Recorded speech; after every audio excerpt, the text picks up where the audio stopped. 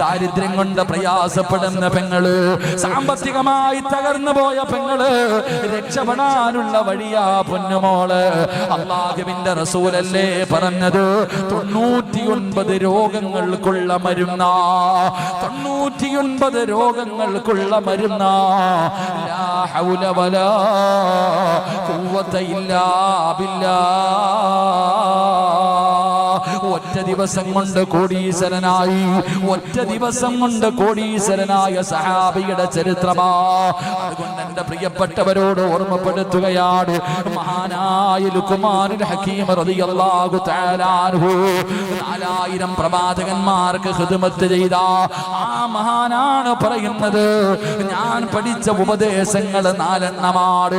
ഈ 4000 പ്രവാചകന്മാരിൽ നിന്ന് ഞാൻ പഠിച്ച 4 ഉപദേശങ്ങളിൽ ഒന്നാമത്തെ ഉപദേശം എന്തെന്നറിയുമോ? ഇൻകുന്ത ഫിസ്സലാത്തി ഫഹ്ഫിദ് ഖൽബക. നമസ്കരിക്കുന്ന സമയത്ത് നീ നിന്റെ ഹൃദയത്തിനെ സൂക്ഷിക്കണേ. രണ്ടാമത്തെ കാര്യം എന്തെന്നറിയുമോ? ഒന്നാമത്തെ കാര്യം, നീ ഇബാദത്ത് ചെയ്യുന്ന സമയത്ത് നീ അല്ലാഹുവിനെ സൂക്ഷിക്കണം, നിന്റെ ഹൃദയത്തിനെ നീ സൂക്ഷിക്കണം, നിന്റെ ഹൃദയത്തിനെ നീ സൂക്ഷിക്കണം. എന്നിട്ട് രണ്ടാമത് പറഞ്ഞ മറുപടി എന്താ? രണ്ടാമത് കൊടുത്ത ഉപദേശം എന്താ? ഒന്നാമതായിട്ട് പറഞ്ഞു, ഇബാദത്ത് ചെയ്യുന്ന സമയം നീ നിന്റെ ഹൃദയത്തിനെ സൂക്ഷിക്കണം. അല്ലാഹു നമുക്ക് ഈമാൻ തരുമാറാകട്ടെ, അല്ലാഹു ഈമാൻ തരുമാറാകട്ടെ. നിർത്താറായോ? 10:30 നിർത്താറായോ? 10:30 പറ ചങ്ങാതിമാരെ, നിർത്താറായോ? കറക്റ്റ് 1.5 മണിക്കൂറായി. ടൈം ടു ടൈം 10:29 9 മണിക്കാണ് ഞാൻ തുടങ്ങിയത്. അപ്പൊ കറക്റ്റ് 1.5 മണിക്കൂറായി. ചവിട്ടണോ? എന്നാ ഇത്തിരി കൂടെ പോണോ? 4 എണ്ണമുണ്ട്, 4 കാര്യങ്ങളുണ്ട്. ആ 4 എണ്ണത്തിൽ 2 എണ്ണം ഇന്ന് പറയാൻ, 2 എണ്ണം നാളെ പറയാം. അല്ലാഹു ഈമാൻ തരുമാറാകട്ടെ. ഒന്നേ നിർത്തിയിട്ട് പോകാൻ പാടില്ലല്ലോ. അപ്പൊ ഇൻഷാ അല്ലാഹ് ഇവിടുന്ന് വലിയ ദൂരം ഉണ്ടോ? അപ്പൊ നാളത്തെ സ്ഥലത്ത് ദൂരം ഉണ്ടോ? അപ്പൊ മൊബൈലിൽ കൂടെ കണ്ടാൽ മതി ഇൻഷാ അല്ലാഹ്. വേറെ പണിയൊന്നും ഇല്ലല്ലോ. നാളെ മൊബൈൽ എന്താ സ്ഥലത്തിന്റെ പേര്? ഗുണ്ടുകല്ല്, ഉണ്ടക്കല്ലെന്ന് പറയണ പോലെ. അൽഹംദുലില്ലാഹ്, എന്തിലും ആവട്ടെ, അല്ലാഹു ബർക്കത്ത് ചെയ്യുമാറാകട്ടെ. എന്റെ പ്രിയപ്പെട്ട സഹോദരങ്ങളെ, 2 മഹാനായ ലുഖ്മാനുൽ ഹകീം റളിയല്ലാഹു തആല അൻഹു പറയുകയാ. ഒന്നാമതായി അവിടെന്ന് പറയുന്നു, നീ നിന്റെ ഹൃദയത്തിലെ ഇബാദത്ത് ചെയ്യുന്ന സമയത്ത് നീ സൂക്ഷിക്കണം. രണ്ടാമത് പറയുകയാണ്, വഇൻ കുന്ത ഫി തആമി ഫഹ്ഫിദ് ഖൽഖക. രണ്ടാമത് പറഞ്ഞ ഉപദേശം എന്തെന്നറിയുമോ? 4000 പ്രവാചകന്മാർക്ക് ഖിദ്മത്ത് ചെയ്ത മഹാനാ പറയുന്നത്. 1000 വർഷക്കാലം ഈ ഭൂമിയിൽ ജീവിച്ചിരുന്ന ലുഖ്മാനുൽ ഹകീം തങ്ങളാണ് പറയുന്നത്. ഞാൻ അവിടെ നിന്ന് പഠിച്ച രണ്ടാമത്തെ ഉപദേശം എന്തെന്നറിയുമോ? മോനെ, ഭക്ഷണം കഴിക്കുമ്പോ കേൾക്കടാ ചെറുപ്പക്കാരാ, കേൾക്കു പെങ്ങള്, ഭക്ഷണം കഴിക്കുമ്പോ തൊണ്ടയുടെ താഴെ ഇറങ്ങുന്നതിനെ നീ സൂക്ഷിക്കട്, നീ നിന്റെ തൊണ്ടയെ സൂക്ഷിക്കട് എന്ന് പറഞ്ഞ, പച്ച മലയാളത്തിൽ പറഞ്ഞ, ഹറാമായ ഭക്ഷണമേ തൊണ്ടയ്ക്ക് താഴെ ഇറങ്ങുന്നത് നീ സൂക്ഷിക്കണേ മനുഷ്യ. ഹറാമ് തിന്നല്ലേ, ഹറാമ് തിന്നല്ലേ, ഹറാമ് കുടിക്കല്ലേ, ഹറാമായ ഭക്ഷണം നീ സൂക്ഷിക്കണേ എന്ന് മഹാനായ ലുഖ്മാനുൽ ഹകീം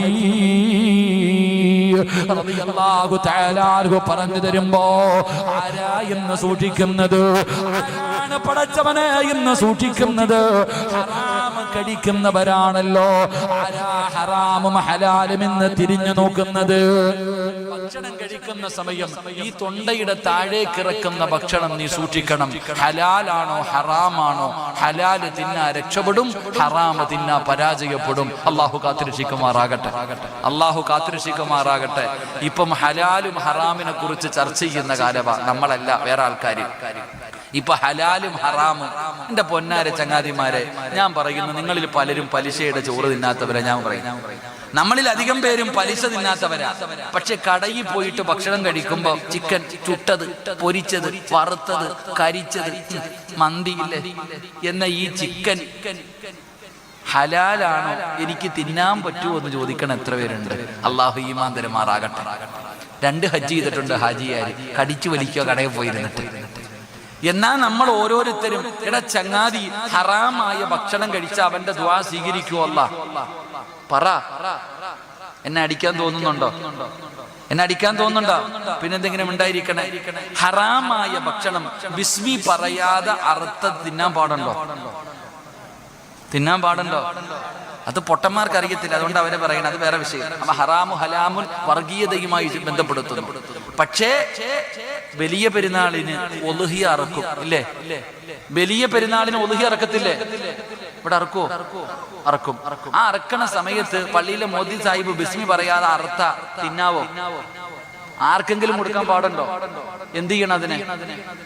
പോത്തല്ലേ, അറുത്തില്ലേ, ഇനിയിപ്പോ കളയാൻ പറ്റുമോ? തിന്നേക്കാ ഇല്ലേ? അള്ളാഹിന് വേണ്ടി അറുത്ത മൃഗമല്ലേ? വലിയ പെരുന്നാളിന് ഇസ്മായിൽ നബി അലിഹിസ്സലാമിന് ഇബ്രാഹിം നബി അറക്കാൻ പോയതുപോലെ അതിന് പകരം അറക്കണതല്ലേ? അപ്പൊ അള്ളാഹുവിന് വേണ്ടി അറുത്തതാണ്. പക്ഷെ ബിസ്മി പറഞ്ഞില്ലെങ്കിൽ എന്ത് ചെയ്യണം? എന്റെ തമ്പുരാനെ എന്തെങ്കിലും ഒന്ന് പറ മനുഷ്യന്മാരെ, എന്ത് ചെയ്യണം? എന്ത് ചെയ്യണം? എടാ ഇവിടെ പള്ളിയിൽ ഇട്ടൊരു പോത്തിനെ അറുത്തു. പോത്തിനെ അറക്കാല്ലേ ഇവിടെ ഇല്ലേ? മറ്റേനല്ലേ പറ്റാത്തത്? ആ പോട്ടെ. വലിയ പെരുന്നാളിന്റെ അന്ന് ഈ പള്ളിപ്പറമ്പിലിട്ടൊരു പോത്തിനെ അറുത്തു. പക്ഷെ അറുത്ത മനുഷ്യൻ എന്ത് ചെയ്തില്ല? ബിസ്മി പറഞ്ഞില്ല. എന്ത് ചെയ്യണം അതിനെ? എന്ത് ചെയ്യണം? മസല പറ. എന്ത് ചെയ്യണം മനുഷ്യ?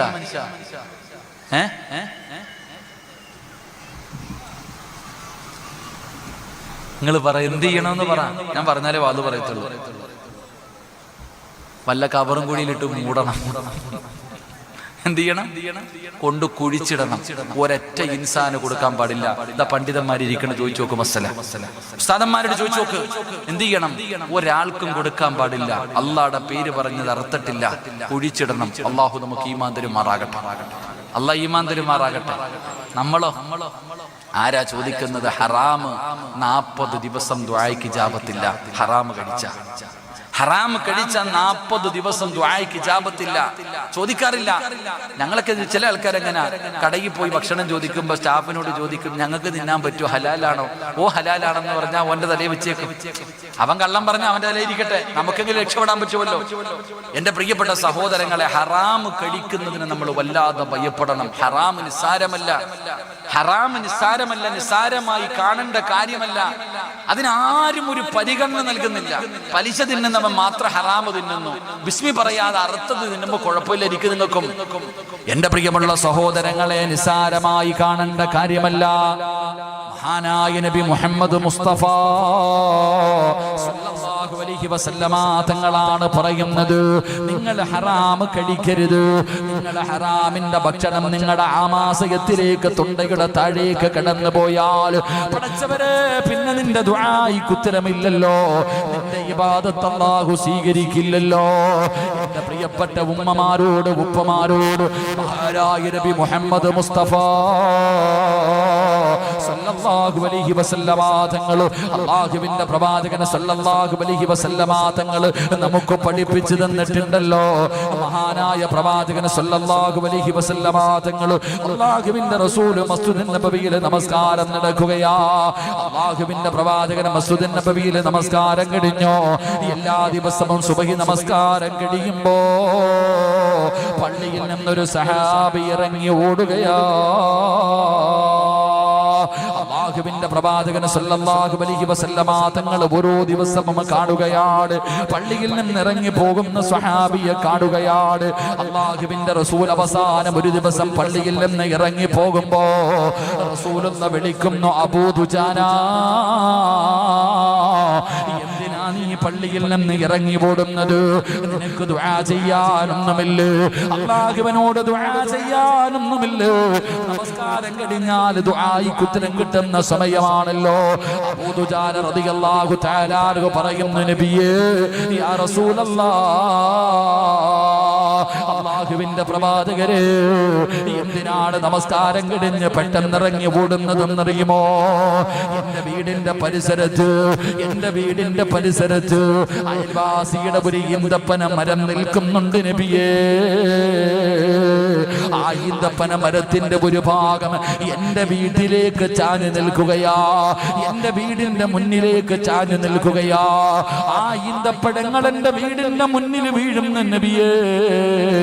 ഒരു ദിവസം ഞാൻ സുബഹി കഴിഞ്ഞിട്ട് പള്ളിയിലിരുന്ന് നിസ്കാരം കഴിഞ്ഞ് ഖുർആനും ദിക്റുമെല്ലാം ഓതിയിട്ട് ഞാൻ എന്റെ വീട്ടിലേക്ക് കടന്നു ചെന്നപ്പോ, എന്റെ വീടിന്റെ അവസ്ഥ ഞങ്ങൾക്കറിയുമല്ലോ. ഞങ്ങൾ പാവപ്പെട്ടവരാണ്, കഴിക്കാൻ ഭക്ഷണമില്ലാത്തവരാണ്. എന്റെ പൊന്നാര മക്കള് വീടിന്റെ വെളിയിൽ കിടക്കുന്ന ഈത്തപ്പഴം അറിയാതെ എടുത്ത് കഴിച്ചു നബിയേ. എന്റെ മക്കൾക്ക് അറിയാതെ കടിച്ചു പോയതാ. അത് ഹറാമാണല്ലോ. ഹറാമായ ഭക്ഷണം ഉള്ളിൽ ചെന്നാൽ പിന്നെ ദുആയിക്ക് ഉത്തരമില്ലല്ലോ, ഇബാദത്തുകൾ അല്ലാഹു സ്വീകരിക്കില്ലല്ലോ. അതുകൊണ്ട് യാ റസൂലല്ലാഹ്, എന്തിനാണ് സുബഹി നമസ്കാരം കഴിഞ്ഞ ഉടനെ ഞാൻ എഴുന്നേറ്റ് ഓടുന്നത് എന്തിനെന്നറിയുമോ? എന്റെ മക്കൾ ഉണരുന്നതിന് മുമ്പേ വീട്ടിൽ ചെല്ലാൻ, എന്റെ മക്കളെ ഉറക്കത്തിൽ നിന്ന് എഴുന്നേൽക്കുന്നതിന് മുമ്പ് എന്റെ വീട്ടിൽ ചെന്നിട്ട് വീടിന്റെ മുറ്റത്ത് കിടക്കുന്ന ഈത്തപ്പഴങ്ങൾ മുഴുവനും ഞാൻ അവിടെ നിന്ന് പറക്കിയെടുക്കുകയാണ്. എന്നിട്ട് അയൽവാസിയുടെ വീട്ടിൽ കൊണ്ടുകൊടുക്കും, അയൽവാസിയുടെ പറമ്പിലേക്ക് എടുത്തിടും. അല്ലാഹുവേ, എന്റെ മക്കള് ഹറാമ് തിന്നാതിരിക്കാനാ, അതുകൊണ്ടാണ് ഓടുന്നതെന്ന് മഹാനായ അബൂ ദുജാന റളിയല്ലാഹു തആല അൻഹു പറയുമ്പോ, മക്കൾക്ക് ഹറാമ് കൊടുക്കുന്ന വാപ്പാ, പലിശയുടെ പൈസ കൊണ്ടുവന്ന ഭാര്യയ്ക്കും മക്കൾക്കും തിന്നാൻ കൊടുക്കുന്ന ഭർത്താവ്, പടച്ചവനെ നീ നിന്റെ ഗതിന്റെ അവസ്ഥയെ കുറിച്ചൊന്ന് ചിന്തിക്കാത്തതെന്ത്? പലിശയ്ക്ക് കച്ചവടം നടത്തുന്നവരുണ്ട്, ലോട്ടറി എടുത്ത് പെട്ടെന്ന് പണക്കാരാകുന്നവരുണ്ട്, ഹറാമായ വഴിയിലൂടെ പൈസ സമ്പാദിക്കുന്നവരുണ്ട്. എങ്കിൽ അബൂ ദുജാന എന്ന പാവപ്പെട്ട പട്ടിണി കിടക്കുന്ന ദരിദ്രനായ സ്വഹാബിയുണ്ടല്ലോ, തന്റെ അയൽവാസിയുടെ പറമ്പിൽ നിൽക്കുന്ന ഈത്തപ്പഴ മരത്തിൽ നിന്ന് തന്റെ വിറ്റിന്റെ മുറ്റത്തേക്ക് വീഴുന്ന ഈത്തപ്പഴം തന്റെ ചെറിയ മക്കൾ അറിയാതെ എടുത്ത് കഴിച്ചതിന്റെ പേരില് മക്കൾ ഉണരുന്നതിന് മുമ്പേ ചെന്ന് പറക്കിയിട്ട് അതാ അയൽവാസിയുടെ പറമ്പിലേക്ക് കൊണ്ടിട്ട് കൊടുക്കുകയാണ്. അതിനാണ് പോകുന്നതെന്ന് പ്രവാചകനോട് പറയുമ്പോ അല്ലാഹുവിന്റെ റസൂല് വിളിക്കുന്ന സ്വഹാബാ, അബൂ ദുജാനയുടെ അയൽവാസിയാരാ, ഒന്ന് വിളിച്ചു കൊണ്ടുവരുവോ? അല്ലാഹുവിന്റെ പ്രവാചകൻ അവിടുന്ന് സ്വഹാബികളോട് പറയുമ്പോ അബൂ ദുജാന റളിയല്ലാഹു തആല അൻഹുവിന്റെ അയൽവാസിയായ മനുഷ്യർ ലോകത്തിന്റെ നേതാവിന്റെ മുന്നിലേക്ക് കൊണ്ടുവരികയാണ്, അല്ലാഹുവിന്റെ പ്രവാചകന്റെ മുന്നിലേക്ക് കൊണ്ടുവരികയാണ്. റസൂലുള്ളാഹി ചോദിക്കുകയാ, മനുഷ്യ, അബൂ ദുജാനയുടെ വീടിന്റെ സൈഡിൽ നിൽക്കുന്ന ഈത്തപ്പഴ മരമുണ്ടല്ലോ, അത് അബൂ ദുജാനയ്ക്ക് കൊടുക്കുവോ? സ്വർഗത്തില് 10 മരം ഞാൻ തരാ. അല്ലാഹുവിന്റെ റസൂൽ അവിടെന്ന് പറയുകയാണ്, ആ ഒരു ഈത്തപ്പഴ മരം എനിക്ക് നൽകിയാൽ സ്വർഗത്തിൽ ഞാൻ നിനക്ക് 10 ഈത്തപ്പഴ മരം ഞാൻ വാങ്ങിത്തരാ. സുബ്ഹാനല്ലാഹ്, അവനൊരു മുനാഫിക്കാ. അബൂ ദുജാനയുടെ അയൽവാസി ഒരു മുനാഫിക്കായിരുന്നു. അവൻ പറഞ്ഞ മറുപടി എന്തെന്നറിയോ? നബിയേ, ഈത്തപ്പഴം മരംഭിക്കാൻ ഞാൻ തയ്യാറാ, ഈത്തപ്പഴം മരംഭിക്കാൻ ഞാൻ തയ്യാറാ. പക്ഷേ സ്വർഗത്തിൽ എനിക്ക് 10 മരം കിട്ടിയിട്ട് കാര്യമില്ല, എനിക്കിവിടെ തന്നെ വേണം. എനിക്ക് സ്വർഗത്തിൽ 10 മരം കിട്ടിയിട്ട് കാര്യമില്ല, രൊക്കം എനിക്ക് വേണം. ഇവിടെ 10 മരം നൽകിയാ ഞാൻ ആ ഒരു മരം നൽകാ. അല്ലാഹുവേ, സ്വഹാബികൾ മുഴുവനും അത്ഭുതപ്പെട്ടു പോവുകയാണ്. അല്ലാഹുവിന്റെ റസൂലിന്റെ മുന്നിൽ അവൻ പറയുമ്പോ മഹാനായ സയ്യിദുനാ അബൂബക്കർ സിദ്ദീഖ്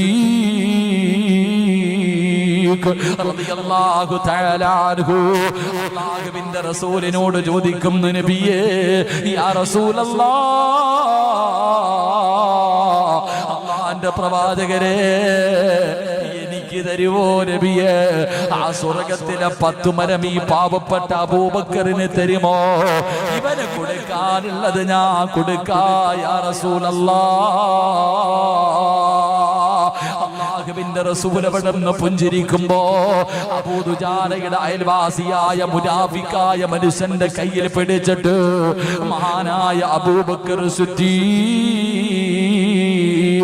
റളിയല്ലാഹു തആല അൻഹു തന്റെ ഈന്തപ്പന തോട്ടത്തിലേക്ക് കൊണ്ടുപോയി നിർത്തിയിട്ട് അവിടുന്ന് പറയുകയാ, ഏതാടാ നിനക്ക് വേണ്ടത്? ഈ കാണുന്ന ഈന്തപ്പന തോട്ടത്തിൽ നിനക്ക് ഇഷ്ടമുള്ള 10 നീ എണ്ണിയെടുത്തോ. അബൂബക്കർ തങ്ങളെ കെട്ടിപ്പിടിക്കുകയാ. എന്തിനെന്നറിയോ?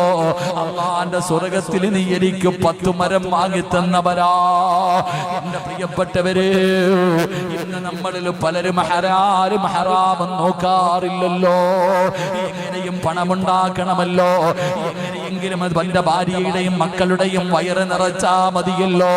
അതുകൊണ്ടല്ലേ വളഞ്ഞ വഴിയിലൂടെ നമ്മൾ സഞ്ചരിക്കുന്നത്. എങ്കിലും നിനക്ക് നിന്റെ നാശമറിയാതെട്ടോ. നീ എങ്ങാണം മരണപ്പെട്ടു പോയി 3 കഷ്ടം വെള്ളത്തുണിയിൽ നിന്റെ മയ്യത്തെ കുളിപ്പിച്ചിട്ട് നിന്നെ പൊതിയുമല്ലോ. നിന്റെ വീടിന്റെ അകത്ത് പുതച്ച് കിടക്കുന്ന ദിവസത്തെ കുറിച്ച് ചിന്തിക്കാത്തതെന്താ? എല്ലാവരും നിലവിളിക്കുകയാണ്. അവസാനം ഈ പള്ളിയുടെ സൈഡിലിരിക്കുന്ന മയ്യത്ത് കട്ടിലെന്ന് പറയുന്ന മോഡലില്ലാത്ത, എണ്ണയില്ലാത്ത, കോടികളുടെ വിലയില്ലാത്ത വാഹനമുണ്ടല്ലോ, നിന്റെ വീടിന്റെ മുന്നിലേക്ക് ചുമന്നുകൊണ്ട് വരികയാ. വീട്ടിലേക്ക് ഈ പള്ളിയുടെ ഏതോ ഒരു പരിസരത്തൊരു വാഹനമുണ്ട്. അത് നിന്റെ വീടിന്റെ മുന്നിൽ കൊണ്ടുവരികയാണ്. പടച്ചവനെ, 3 കഷ്ടം വെള്ളത്തുണിയുടെ മുകളിലേക്ക് നിന്നെ എടുത്ത് കിടത്തിയിട്ട് മൂക്കിന്റെ ദ്വാരം പഞ്ഞി കൊണ്ടടയ്ക്കുന്നേ.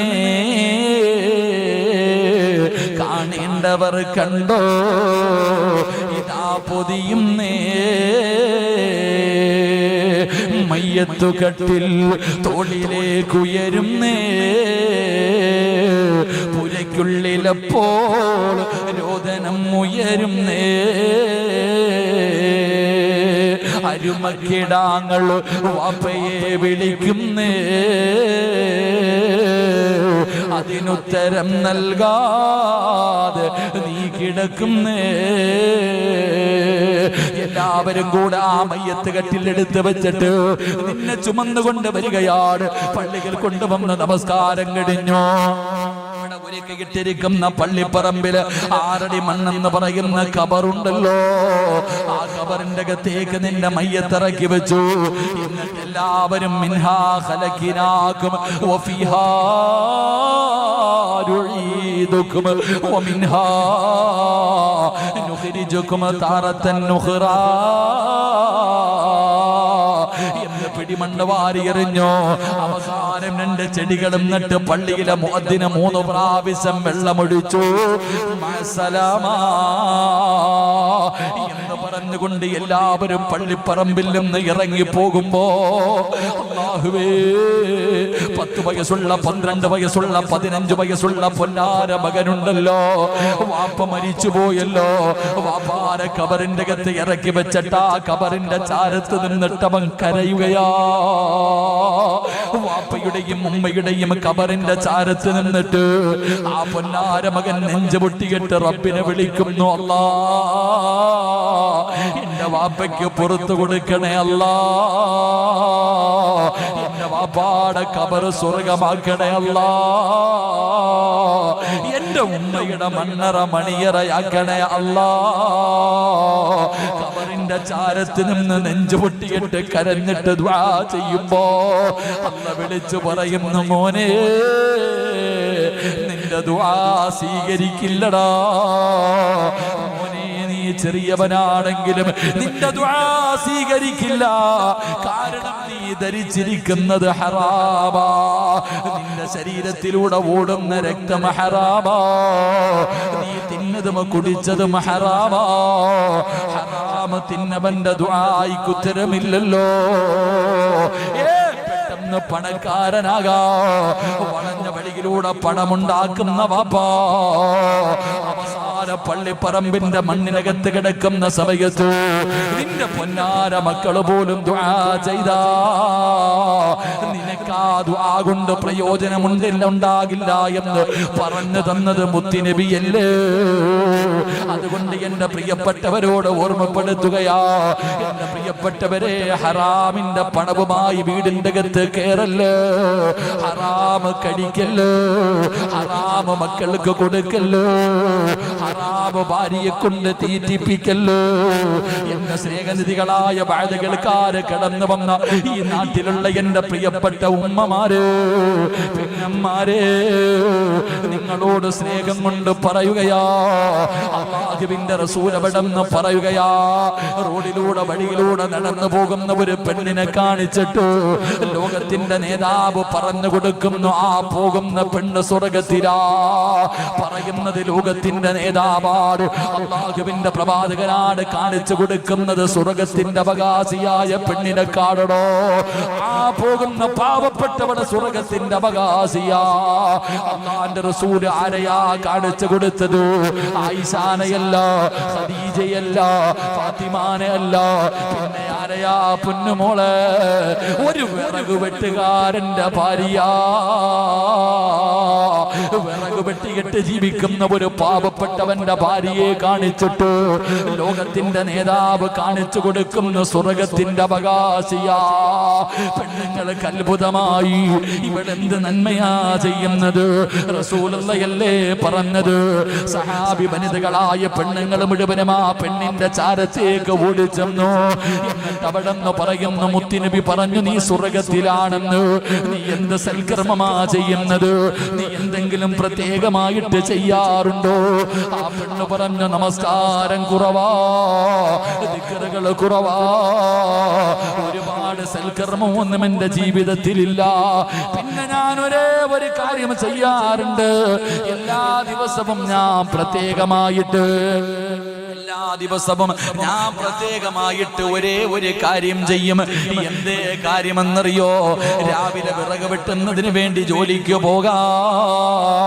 തന്റെ പ്രിയപ്പെട്ട ഭർത്താവ് വീടിന്റെ വെളിയിലിറങ്ങുമ്പോ ഈ പെണ്ണ് ഭർത്താവിന്റെ കയ്യിൽ പിടിക്കുകയാ. ടാറ്റ കൊടുക്കാനല്ല, ചുംബനം കൊടുക്കാനല്ല, രാവിലെ ജോലിക്ക് വേണ്ടി ഇറങ്ങി പോകുന്ന പ്രിയപ്പെട്ട ഭർത്താവിന്റെ കയ്യിൽ പിടിച്ചിട്ട് ആ സ്വാലികത്തായ പെണ്ണ് പറയുന്ന വാക്കെന്തെന്നറിയോ? ഹറാമിന്റെ ഭക്ഷണം കൊണ്ടുവരല്ലേ,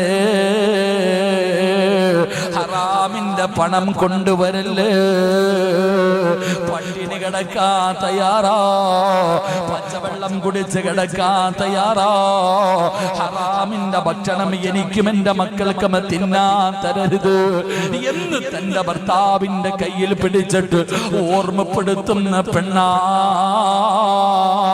അവൾക്ക് ആ പെങ്ങളെ സ്വർഗമുള്ളത്. അല്ലാതെ യവനെ കൊന്നിട്ടാണെങ്കിലും, പലിശക്കെടുത്തിട്ടാണെങ്കിലും, ലോൺ എടുത്തിട്ടാണെങ്കിലും, പണയം വെച്ചിട്ടാണെങ്കിലും, പിടിച്ചു പറിച്ചിട്ടാണെങ്കിലും എനിക്കും എന്റെ മക്കൾക്കും തിന്നാൻ തരണമെന്ന് പറയുന്ന പെണ്ണിന് നരകവാ. അങ്ങനെ ഒരു പെണ്ണാകാൻ നീ പാടില്ല, അങ്ങനെ ഒരു വിഭാഗത്തിൽ വരാ പാടില്ല. അതുകൊണ്ട് 4000 പ്രവാചകന്മാരുടെ കൂടെ നടന്ന മഹാൻ പറയുകയാ, മോനെ ഭക്ഷണം കടിച്ചോ, എന്ത് ഭക്ഷണം വേണമെങ്കിലും നീ കടിച്ചോ, പക്ഷേ തൊണ്ടയുടെ താഴേക്ക് ഹറാമിറക്കല്ലേ, ഹറാമ് കടിക്കല്ലേ, ഹറാമ് തിന്നല്ലേ, എങ്കിൽ ഖസറത് ദുനിയാ വല്ലാഹിറ, നിന്റെ ദുനിയാവും ആഖിറവും നഷ്ടപ്പെടുകയാ. സർവ്വതും പോയി വാപ്പാ. പള്ളിയിൽ 5 നേരം നിസ്കരിക്കുന്ന പിതാവിന്റെ പോക്കറ്റിന്റെ അകത്ത് തെളിഞ്ഞിരിക്കുന്നത് 2000-ന്റെ നോട്ടല്ല. ണ്ടോന്ന് എനിക്കറിയില്ല. ഞങ്ങളുടെ നാട്ടിലൊക്കെ പള്ളിയിൽ 1-ാമത്തെ സഫിൽ കാണും. 1-ാമത്തെ സഫിൽ നമസ്കാരം കഴിഞ്ഞിട്ട് ഇമാമ് തിരിഞ്ഞിരുന്നിട്ട് ഇങ്ങനെ ദുആ ചെയ്യുമ്പോ കാണാം ലോട്ടറി ഇങ്ങനെ തെളിഞ്ഞിരിക്കുക പോക്കറ്റിൽ. അള്ളാഹു ഈമാൻ തരുമാറാകട്ടെ. ഇവിടെ ഉണ്ടോ സാധനം? അള്ളാഹു കാത്തുരക്ഷിക്കട്ടെ. വേറെ എന്തെങ്കിലും കാണും? അതില്ലെങ്കിൽ ഇല്ലേ? അതില്ലെങ്കിൽ വേറെ ലോട്ടറി ഇല്ല ഈ നാട്ടിൽ. അടച്ചനെ, ഞങ്ങളുടെ നാട്ടിലൊക്കെ കോടിയാ. ഓണബമ്പർ എത്ര ആയിരുന്നു ഷാജിയാണ് പ്രാവശ്യത്തെ? കോടി 1 കോടി രൂപ. ഞാൻ ഇങ്ങനെ ചിന്തിക്കാറുണ്ട്, പലപ്പോഴും എൻ്റെ അടുത്ത് വന്ന് ചോദിച്ചിട്ടുണ്ട് ലോട്ടറി വേണമെന്ന്. ഈ കോലത്തിൽ ഇരിക്കുമ്പോഴും വന്നിട്ടേക്കും വേണമെന്ന്.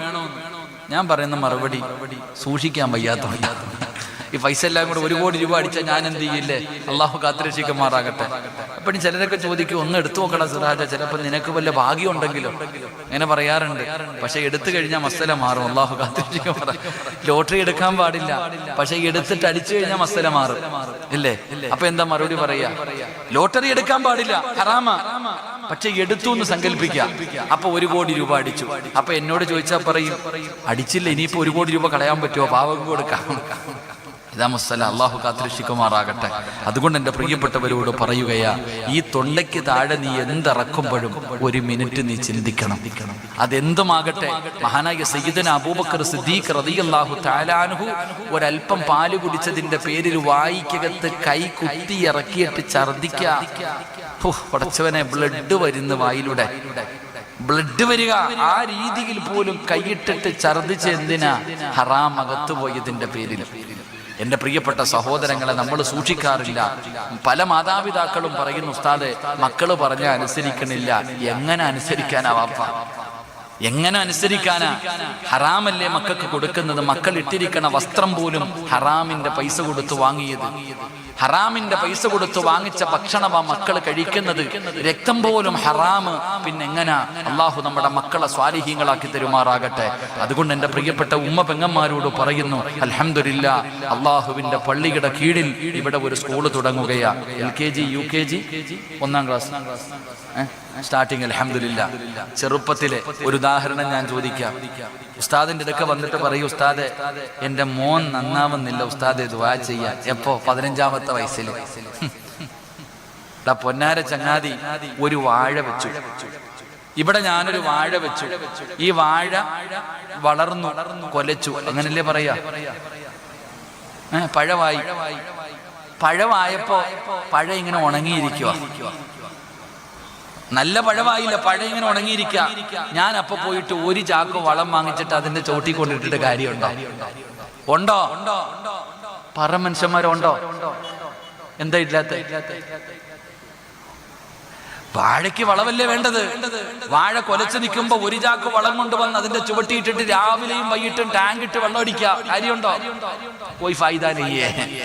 എപ്പോ എന്ത് ചെയ്യണമായിരുന്നു? പറ, ഞാൻ എന്താ ചെയ്യേണ്ടത്? പറ, ഞാൻ എന്ത് ചെയ്യണമായിരുന്നു?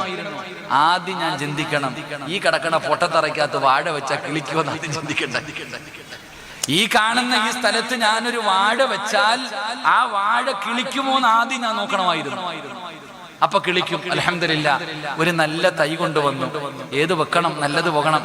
ഏതെങ്കിലും ഏത്തപ്പഴം വേണോ, അല്ലെങ്കിൽ ചുമന്ന പഴം വേണോ, കറുത്ത പഴം വേണോ? നല്ല പഴമൊക്കെ ഉണ്ട്. അപ്പൊ നല്ലൊരു കാ മേടിച്ചു കൊണ്ടുവന്ന് ഇവിടെ വെച്ചു, വളവൊക്കെ ഇട്ടു, വെള്ളം ഒഴിച്ചു, രാവും പകലും നോക്കി നോക്കി നോക്കി എല്ലാം ചെയ്തു. അൽഹംദുലില്ലാ, വളർന്നു വന്നു. നല്ല ഒരു കൊല കിട്ടും.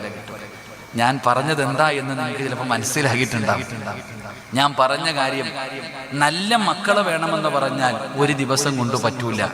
നല്ല മക്കളെ കിട്ടണമെങ്കിൽ ആദ്യം എന്ത് ചെയ്യണം? മഹാനായ സയ്യിദന ഉമർ ഇബ്നുൽ ഖത്താബ് റളിയല്ലാഹു തആല അൻഹു, ഉമർ റളിയല്ലാഹു തആല അൻഹുവിന്റെ മുന്നിൽ ഒരു വാപ്പ തന്റെ മകന്റെ കയ്യിൽ പിടിച്ചോണ്ട് വരുക. ഉസ്താദിന്റെ അടുക്ക വരുന്ന പോലെ ഇപ്പോഴും വരും. ഒന്ന് തലയെ പിടിച്ച് ഓതു ഉസ്താദേ, ഒരു ചരട് ഓതിക്കൊട്ട് ഉസ്താദേ. ഉമർ റളിയല്ലാഹു തആല അൻഹുവിന്റെ മുന്നിൽ വാപ്പ മകനെയും പിടിച്ചോണ്ട് വന്നിട്ട് പറയണ, കുർത്തക്കേട്, പറഞ്ഞ അനുസരിക്കണില്ല, എന്നെ ബഹുമാനിക്കണില്ല, എന്നെ അടിക്കാൻ വരുന്നു, ഒന്ന് ഉപദേശിക്കാൻ.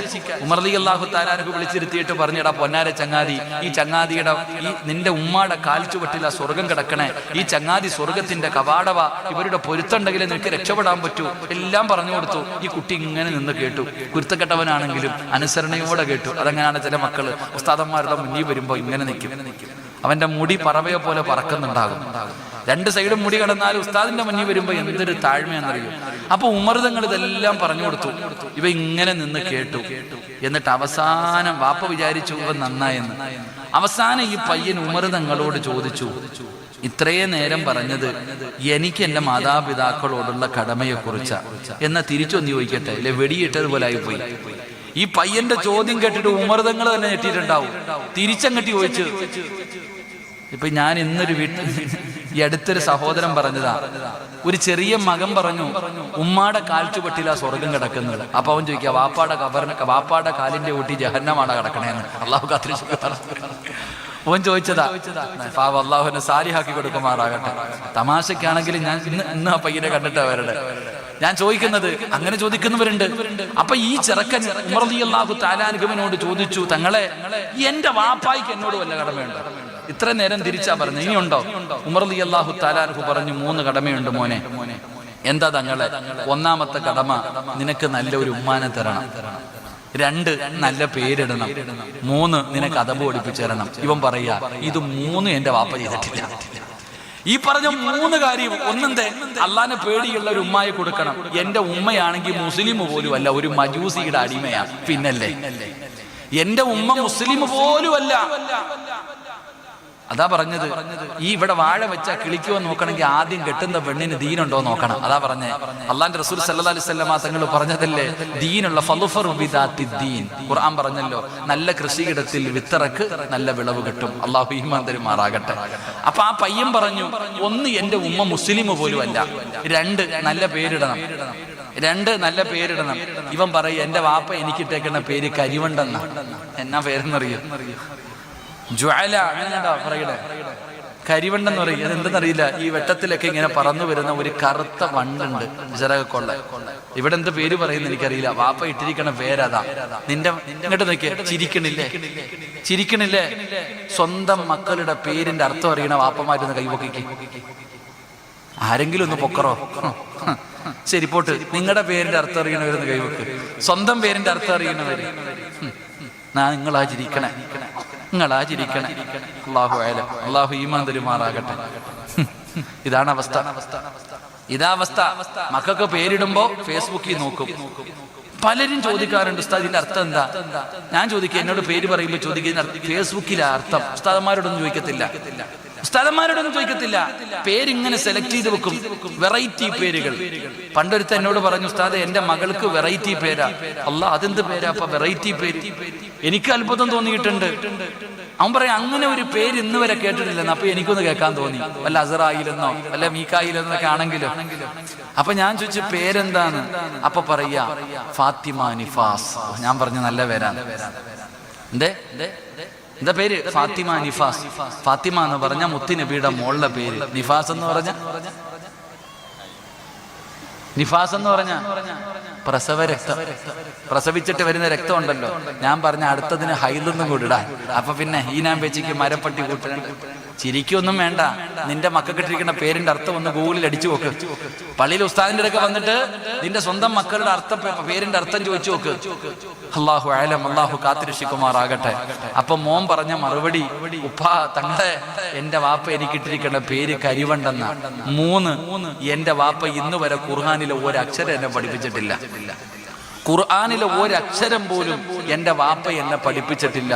എന്റെ പ്രിയപ്പെട്ട സഹോദരങ്ങളെ, അങ്ങനെയുള്ള മക്കള് നാളെ നിനക്കെതിരായില്ലെങ്കിലല്ലേ ഉള്ളൂ. അതുകൊണ്ട് എൻ്റെ ഉമ്മമാരോട് ഞാൻ പറയുന്നു, ഈ പള്ളിയുടെ കീഴിൽ നടക്കുന്ന ദീനീപരമായിട്ടുള്ള ഒരു സ്കൂളിന് തുടക്കം കുറിക്കുകയാണ്. അൽഹംദുലില്ലാ, രാവിലെ ഫാത്തിഹ ഓതിയിട്ട് തുടങ്ങും. ചിന്തിച്ചു നോക്കിച്ചു, അള്ളാന്റെ ഖുർആനും ഫാത്തിഹ ഓതിയിട്ട് തുടങ്ങുന്നു. അൽഹംദുലില്ലാ, നല്ല കാര്യങ്ങൾ പഠിപ്പിക്കുന്നു. ദുനിയാവും വേണം, ആഖിറവും വേണം. റബ്ബന ആതിനാ ഫിദ് വമിൻഹും മയ്യഖൂലു റബ്ബന ആതിനാ ഫിദ് ദുനിയാ ഹസന. ഖുർആൻ സൂറത്തുൽ ബഖറ പറഞ്ഞു, 2 സൈസ് മാതാപിതാക്കളുണ്ട്. ഒന്നാമത്തെ മാതാപിതാക്കൾ ദുആ ചെയ്യുന്നത് റബ്ബന ആതിനാ ഫിദ് ദുനിയാ ഹസന, ദുനിയാവിലെല്ലാം വേണം, ആഖിറം വേണ്ട. എന്നാൽ രണ്ടാമതൊരു വിഭാഗമുണ്ട്, വമിൻഹും മയ്യഖൂലു റബ്ബന ആതിനാ ഫിദ് ദുനിയാ ഹസന വഫിൽ ആഖിറതി ഹസനതൻ വഖിനാ അദാബന്നാർ. അരപ്പാവാടയിട്ട് തൊഴുതുകൊണ്ട് നിൽക്കണം. സ്കൂളിൽ വിട്ട് നിന്റെ മക്കളെ പഠിപ്പിക്കുന്നു. നിസ്കരിക്കാൻ വിടുവോ സ്കൂളിൽ? നീയൊക്കെ ചിന്തിക്കണം, നിന്നൊക്കെ അല്ല വെറുതെ വിടുവോ? നീ സ്കൂളിൽ മക്കളെ പഠിപ്പിക്കാൻ വിടുന്നു. എത്ര സ്കൂളിലാ വെള്ളിയാഴ്ച ജുമാ നിസ്കരിക്കാൻ അനുവാദം കൊടുക്കുന്നത്? നിങ്ങളുടെ മക്കൾ പഠിക്കുന്ന സ്കൂളുകളിൽ വെള്ളിയാഴ്ച പോലും നിസ്കരിക്കാൻ 5 വഖത്ത് ളുഹർ അസ്ർ വരെ നിന്റെ മക്കൾക്ക് നിസ്കാരം ഇല്ലേ? ളുഹർ അസ്ർ നമസ്കരിക്കാൻ അൽഹംദുലില്ലാഹ് ഇങ്ങനെയുള്ള സ്ഥാപനങ്ങളാകുമ്പോൾ, സ്കൂളുകളാകുമ്പോൾ എല്ലാം ഇവിടെ പഠിപ്പിക്കുന്നില്ലോ. നല്ല കാര്യങ്ങൾ പഠിപ്പിക്കുന്നു, ദുനിയാവും ആഖിറവും. അൽഹംദുലില്ലാഹ് എത്രയോ സ്ഥാപനങ്ങൾ, ഹുദവികൾ, വാഫികൾ, എത്രയോ പേര് ഡോക്ടറും എഞ്ചിനീയറും എത്രയോ വലിയ വലിയ തലങ്ങളിലേക്ക് എത്തുന്നു. എല്ലാം പഠിപ്പിക്കുന്നുണ്ടല്ലോ, പഴയതുപോലൊന്നും അല്ലല്ലോ. അപ്പൊ അൽഹംദുലില്ലാഹ് നിങ്ങളുടെ ജമാഅത്തിന്റെ കീഴിൽ ഇങ്ങനെ ഒരു സ്കൂൾ നടക്കുമ്പോൾ അൽഹംദുലില്ലാഹ് എൻ്റെ മക്കളെ ഞാൻ അവിടെ വിട്ട് പഠിപ്പിക്കും. എൻ്റെ മക്കള് ദുനിയാവിലും ആഖിറത്തിലും ഉപകരിക്കുന്ന മക്കളാകണം. നാളെ എന്നെ സ്വർഗത്തിൽ കൊണ്ടുപോകുന്ന മക്കളാകണം. എൻ്റെ കണ്ണിന് കുളിർമയുള്ള മക്കളാകണം. എൻ്റെ മക്കൾ കാരണം കണ്ണുനീര് കുടിക്കേണ്ട ഒരു ഗതികേട് എനിക്ക് വരാൻ പാടില്ല എന്ന് ഓരോ മാതാപിതാക്കളും തീരുമാനിക്കും. ആദ്യം ചെയ്യേണ്ടത്, എൻ്റെ പ്രിയപ്പെട്ടവരെ എല്ലാവരും, കമ്മിറ്റിക്കാരുൾപ്പെടെ, ഷെരീഫുക്ക ഉൾപ്പെടെ, ഞാൻ അങ്ങനെ പറയും, ഷെരീഫുക്കായുമായിട്ട് അത്രയും ഒരു ബന്ധം. ആദ്യം മാതൃകയാകേണ്ടത് വീട്ടിലെ മക്കളെയൊക്കെ കൊണ്ടുവിടണം കേട്ടോ. ഷെരീഫുക്ക പോയാ മക്കളെയും പഠിപ്പിക്കാനൊക്കെ വിടണോ? അൽഹംദുലില്ലാഹ് അൽബിറിലൊക്കെ പഠിപ്പിക്കുന്ന ചങ്ങാതിമാര് അൽബിറിൽ വിടുന്നവരുണ്ട്. ഞാൻ പറയുന്നത് ചെറുപ്പത്തിലെ കൊച്ചിലെ ശീലം ചുടലവരെ, ഈ ചെറുപ്പത്തിൽ പഠിക്കുന്നതാണ് എൻ്റെ പ്രിയപ്പെട്ടവരെ മരണം വരെ കൂടെ നിൽക്കുന്നത്. അതുകൊണ്ട് അൽഹംദുലില്ലാഹ് ഈ നാട്ടിലെ എൻ്റെ ഉപ്പമാരോട്, എൻ്റെ ഉമ്മമാരോട് ഞാൻ പറയുന്നു, നീയാണ് നൊന്തു പ്രസവിച്ചത്. ഭർത്താവിന് നിന്റെ വേദനയെക്കുറിച്ച് അറിയില്ല. അത്രയും കഷ്ടപ്പെട്ട് നീ വളർത്തിയ നിന്റെ മക്കൾ, ആ മക്കള് നാളെ പടച്ച റബ്ബിന്റെ കോടതിയിൽ വരുമ്പോ ഖുർആൻ പറയുന്നുണ്ട്, അള്ളാഹുവിന്റെ പരിശുദ്ധമായ ഖുർആൻ പറയുന്നു, ചില മക്കൾ അള്ളാഹുവിനോട് പറയും, പടച്ചവനെ എൻ്റെ കാല് പൊള്ളുന്നു റബ്ബേ, എൻ്റെ കാല് പൊള്ളുന്നു റബ്ബേ, എൻ്റെ ഉമ്മാനെ ഒന്ന് മലത്തി കടത്തിത്താ അല്ലാ, ആ നെഞ്ചത്ത് കയറി ഞാനൊന്ന് നിൽക്കട്ടെ അല്ലാ. ഖുർആൻ പറഞ്ഞതല്ലേ? അള്ളാഹുവിന്റെ പരിശുദ്ധമായ ഖുർആൻ പറയുകയാ, എന്റെ പ്രിയപ്പെട്ട ഉമ്മമാരോട് സ്വന്തം കൂടപ്പുറപ്പിനെ പോലെ പറയുകയാണ്, ഏറ്റവും വലിയ വേദന എന്തെന്നറിയുമോ? നാളെ പടച്ച റബ്ബിന്റെ പരലോകത്ത് വെച്ചിട്ട് ഞാൻ നിങ്ങളോട് ഓർമ്മപ്പെടുത്തുകയാണ്, ദുനിയാവും ആഖിറവും നമുക്ക് വേണം, രണ്ട് വിദ്യാഭ്യാസവും നമുക്ക് വേണം. നമ്മുടെ മക്കളെ നല്ലതുപോലെ പഠിപ്പിക്ക്. ഈ പള്ളിയുടെ കീഴിൽ നടക്കുന്ന സ്ഥാപനം അൽഹംദുലില്ലാഹ് അത് എല്ലാം ജമാഅത്തിന്റെ കീഴിൽ നല്ല മേൽനോട്ടത്തിലാണ് നടക്കുന്നത്. നിന്റെ മക്കളെ ഖുർആൻ ഓതാൻ പഠിപ്പിക്ക്, ഇംഗ്ലീഷ് വായിക്കാൻ പഠിപ്പിക്ക്. നിന്റെ മക്കൾക്ക് എല്ലാ കാര്യങ്ങളും മാതാപിതാക്കളോടുള്ള കടമ എന്താണ്, കടപ്പാടെന്താണ്, എല്ലാ കാര്യങ്ങളും ഇവിടെ നിന്ന് പഠിക്കുകയാണ്. അങ്ങനെ മക്കൾ പഠിച്ചു വളർന്നു കഴിഞ്ഞാൽ നിന്റെ മക്കൾ നല്ല നിലയിലാകുമ്പോ പടച്ചവനെ നിന്നെ പൊന്നുപോലെ നോക്കുമല്ലോ, നിനക്ക് വേണ്ടി ദുആ ചെയ്യുമല്ലോ, നിനക്ക് വേണ്ടി ഖിദ്മത്ത് ചെയ്യുമല്ലോ, നാളെ നിന്റെ കയ്യിൽ പിടിച്ചുകൊണ്ട് സ്വർഗത്തിൽ കൊണ്ടുപോകുമല്ലോ. അല്ലാഹുവിന്റെ സ്വർഗത്തിന്റെ മുന്നിൽ നിന്നുകൊണ്ട് മക്കൾ വാശി പിടിക്കുകയാണ്, എന്റെ മാതാപിതാക്കൾക്ക് സ്വർഗം കൊടുക്കാതെ ഞാൻ സ്വർഗത്തിൽ പോകില്ല അല്ലാ എന്നും മക്കൾ നാളെ സ്വർഗത്തിന്റെ മുന്നിൽ കിടന്ന് മത്സരിക്കുമെന്ന് പ്രവാചകൻ പറയുമ്പോ, അല്ലാതെ മക്കള് തലതിരിഞ്ഞു പോയാ, ഉസ്താദേ ഏറ്റവും കൂടുതൽ പൈസ കൊടുത്ത് പഠിപ്പിക്കുന്ന സ്കൂളിലേക്ക് എന്റെ മക്കളെ പഠിപ്പിക്കൂ, അവര് വലിയ വലിയ സ്കൂളിൽ മാത്രമേ വിടാറുള്ളൂ. അങ്ങനെ നിന്റെ മക്കളെ പഠിപ്പിച്ചിട്ട് അവസാന തലതിരിഞ്ഞിട്ട് ഈ ദുനിയാവിൽ കിടന്ന് കണ്ണുനീരാ, ഈ ദുനിയാവിൽ കിടന്ന് കണ്ണുനീരാ, അവസാനം എങ്ങനെയെങ്കിലും ഇവിടെ കിടന്ന് മരിച്ചുപോയി, അത് കഴിഞ്ഞാലെങ്കിലും നിനക്ക് സമാധാനമുണ്ടോ? പള്ളിപ്പറമ്പിലും നിന്നെ വെറുതെ വിടില്ല, പള്ളിപ്പറമ്പിലും നിന്നെ വെറുതെ വിടില്ല. അല്ലാഹുവേ, ഓരോ വെള്ളിയാഴ്ച ദിവസവും മരിച്ചുപോയ മാതാപിതാക്കളുടെ ഖബറിന്റെ മുകളിൽ ഒരാഴ്ച ഞാനും നിങ്ങളും ചെയ്ത പാപങ്ങളും നന്മകളും മലക്കുകളും പറഞ്ഞു കൊടുക്കുമെന്നാണ്. അങ്ങനെ അവസാന പള്ളിപ്പറമ്പിൽ കിടക്കുന്ന ഖബറാളികളുടെ മുന്നിൽ നിന്റെ മോന് കള്ളുകുടിയനാണ്, വ്യഭിചാരിയാണ്, പലിശ തിന്നുന്നവനാ, നിസ്കരിക്കാത്തവനാ എന്ന് മലക്കുകൾ നിന്റെ ഖബറിന്റെ ചാരത്ത് വന്ന് നിന്ന് പറയുമ്പോ കിടക്കുന്ന ഖബറാളികൾ കേൾക്കുകയാണ്. നാണം കെട്ട് നീ ഖബറിന്റെ അകത്ത് തലകുനിക്കുകയാ, അവിടെയും നിനക്ക് സമാധാനമില്ല. നാളെ പരലോകത്തേക്ക് കടന്നു വരുമ്പോ മക്കള് പറയുന്നു, അല്ലാ എന്നെ നശിപ്പിച്ചതെന്റെ ഉമ്മയാ അല്ലാ, എന്നെ നശിപ്പിച്ചതെന്റെ വാപ്പയാ അല്ലാ. ഞാൻ ചെറിയ കുട്ടിയാണ്, എനിക്കറിവില്ലായിരുന്നു എന്റെ ഉമ്മയുടെ വാസിയാ എന്നെ അവിടെ കൊണ്ടുവിട്ടത്. ഞാൻ ഇങ്ങനെയാകാൻ കാരണം എന്റെ ഉമ്മയാണ്. അതുകൊണ്ട് എനിക്ക് തരുന്നതിനേക്കാളും 2 ഇരട്ടി ശിക്ഷ എന്റെ മാതാപിതാക്കൾക്ക് കൊടുക്കണേ അല്ലാ. പടച്ചവരെ, കാല് പൊള്ളുന്ന റബ്ബേ, മാനമൊന്ന് മലത്തി കടത്തി തരുമോ അല്ലാ. നെഞ്ചത്ത് കയറി ഞാനെന്ന് നിൽക്കട്ടെ റബ്ബേ.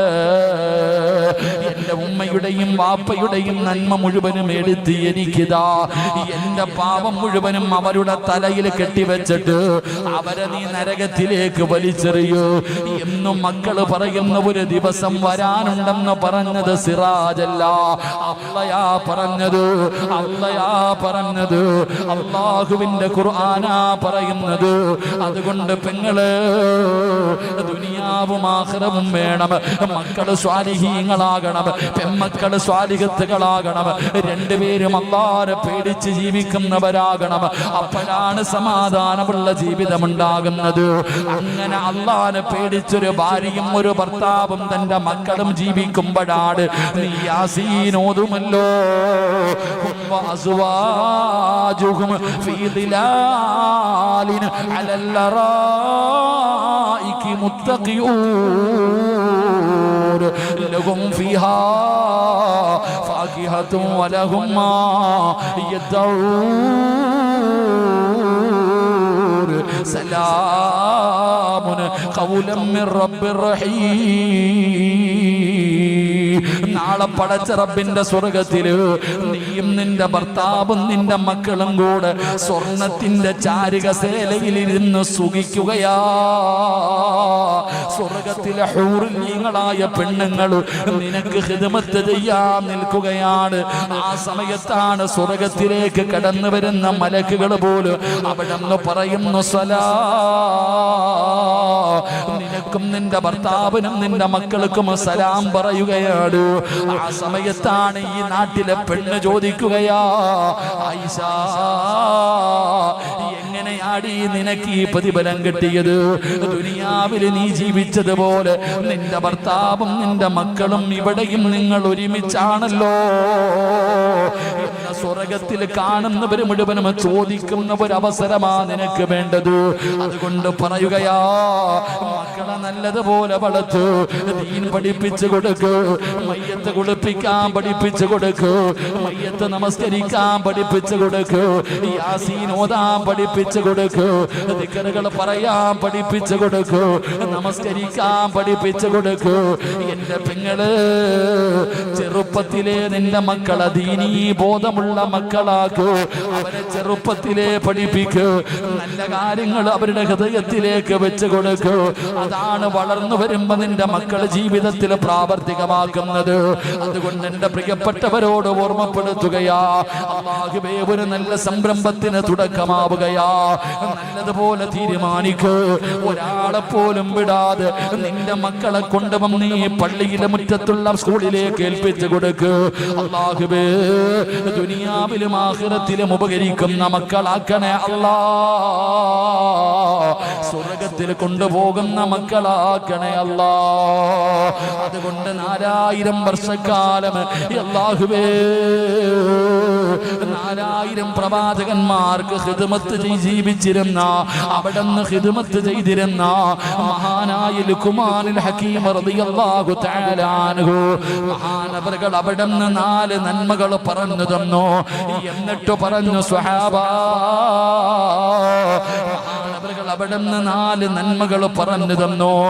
എന്നിട്ട് പറഞ്ഞതെന്തെന്നറിയുമോ? 2 കാര്യങ്ങൾ നിങ്ങൾ ഓർക്കണേ, 2 കാര്യങ്ങൾ നിങ്ങൾ മറക്കണേ. ലുഖ്മാനുൽ ഹകീം തങ്ങൾ പറയുകയാ, 4 കാര്യങ്ങൾ പറഞ്ഞു തന്നു. ഒന്നാമത്തെ കാര്യം എന്തെന്നറിയോ? 4000 പ്രവാചകന്മാരുടെ കൂടെ നടന്നിട്ട് പഠിച്ചതാ. 4000 പ്രവാചകന്മാരുടെ കൂടെ ഖിദ്മത്ത് ചെയ്ത് നടന്നിട്ട് പഠിച്ചതാണ്. ഒന്ന്, മോനെ, ഇബാദത്ത് ചെയ്യുമ്പോ നിന്റെ ഹൃദയത്തിനെ നീ സൂക്ഷിക്കണേ. 2 ഭക്ഷണം കഴിക്കുമ്പോ ഈ തൊണ്ടയുടെ താഴെ ഇറങ്ങുന്നതിനെ നീ സൂക്ഷിക്കണേ. എന്നിട്ട് 2 കാര്യം കൂടെ മഹാൻ പറയുകയാ. എന്നിട്ട് അവസാനം പറഞ്ഞു 2 കാര്യം നീ വല്ലാതെ ഓർക്കണേ.